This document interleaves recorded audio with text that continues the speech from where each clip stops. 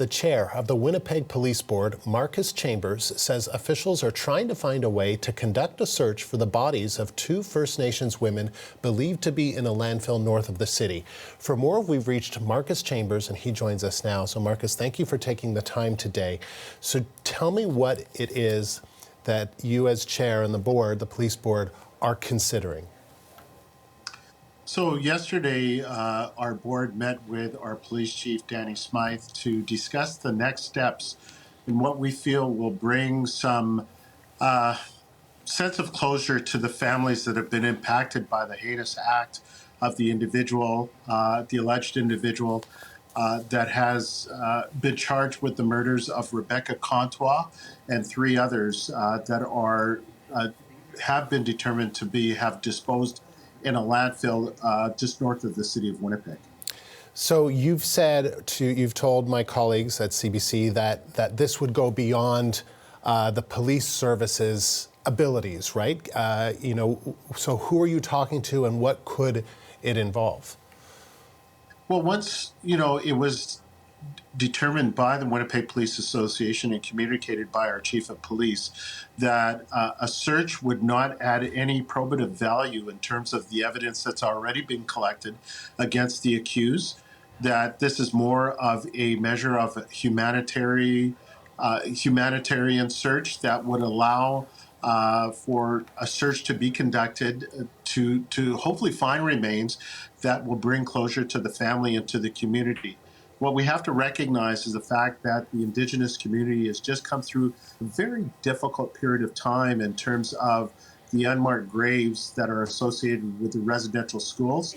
And, seeing missing and murdered Indigenous women that aren't being searched for in this particular context would add to that hurt and that harm that the community is currently experiencing. So we have to go above and beyond and find a way to do a meaningful search that will allow closure for these families and for the community to start to heal. So 2 questions there. Have you, I know this is breaking news in terms of you considering the search. Have you had a chance to hear from the families about your plans? I haven't personally heard from the families.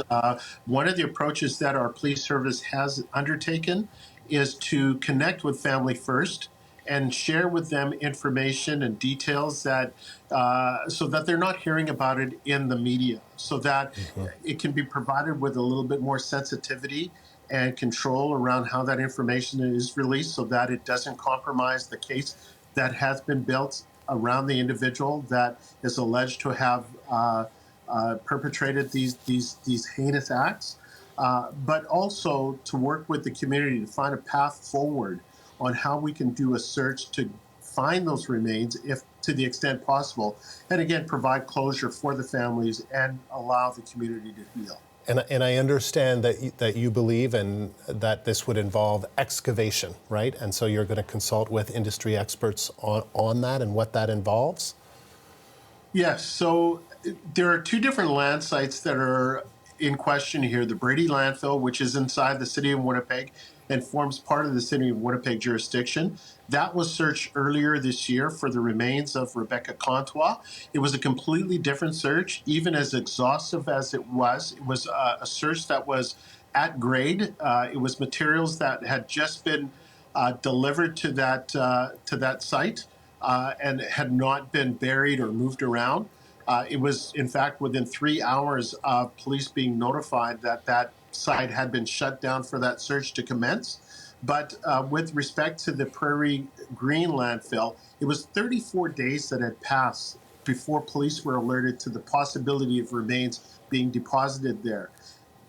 Tantamount to 10,000 truckloads of debris being added and then compacted at that site. So it's going to be a much difficult search in that perspective.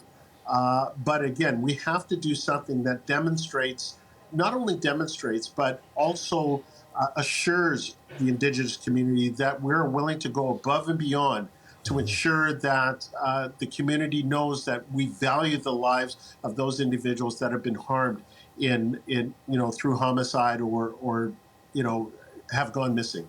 Is there any timeline? Is the cold winter kind of rushing things along, or do you have a sense of that yet? I mean, it's been close to 6 months that have passed.